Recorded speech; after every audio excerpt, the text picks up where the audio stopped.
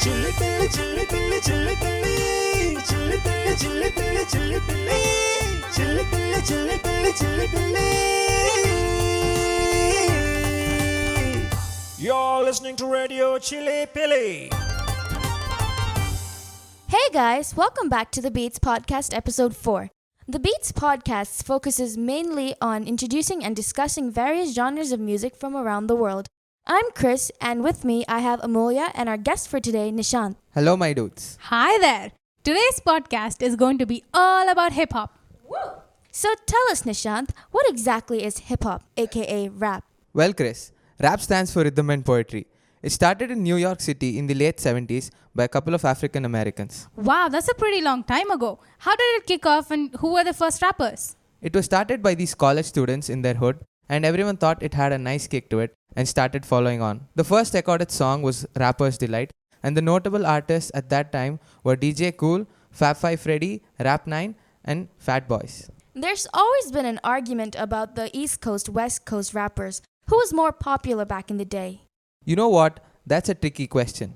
Artists from both sides have been really good and have a lot of meaning in their work. I think all of them are fantastic in their own ways. Notorious B.I.G., Mobb Deep, Wu-Tang Clan and Jay-Z are from the East, and Dr. Dre, Snoop Dogg, Tupac, Ice Cube are from the West. So, we all agree to the fact that Eminem dominated the rap game industry, but how did he come into the picture? M actually started rapping from the age of 14. He used to battle his fellow mates during lunch break in school. When his first album, Infinite, was released, it sold less than 1,000 copies. Really? I had no idea. Look at him today. Yes, it's true. Then, one of the producers from Dr. Dre's record label, Aftermath Entertainment, listened to his album and passed it on to Dr. Dre. Later, Eminem got signed to Dr. Dre's record label. Hang on, Nishanth. I remember reading about Eminem's alter ego, Slim Shady. Could you tell us more about that? Eminem's real name is Marshall Mathers.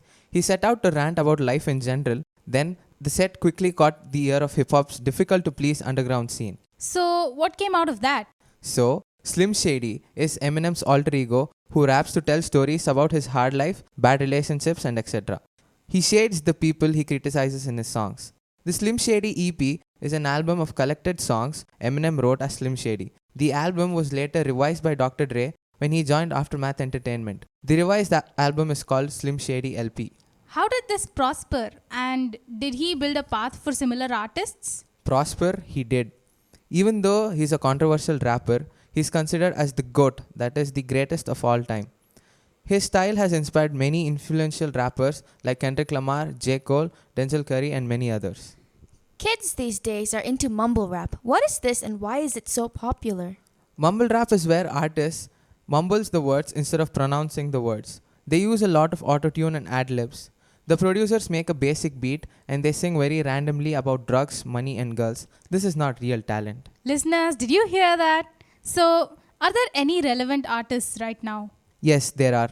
We have artists such as Joyner Lucas, XXXTentacion, Denzel Curry, Russ, Hobson and a few more who are making an honest attempt to make it real. Yes, that's right. The artists you have named are very similar in their content of lyrics and raps. They all rap and produce music about things such as the difficulties and hardships in life. Plus, they make really good beats. You got that right. You sure did. Now, before we end this podcast, could you please tell us who your favorite rapper is? Take a guess, yo. I'm gonna guess Eminem is definitely there. And course. perhaps Jay-Z? Not Jay-Z, J. Cole and Tupac. Ooh, okay. Wow, I asked for one, but sure. How can anybody choose between these three? That's true.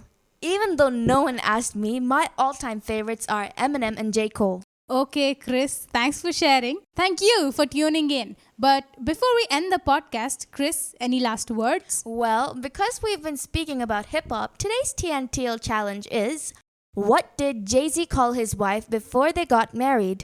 I don't know anything about no nicknames. She was called Fiancé. Get it? Beyonce, Fiancé. Oh my god, I never thought of that. That is actually so good. Anyways, we'll be back with another podcast for The Beats next time.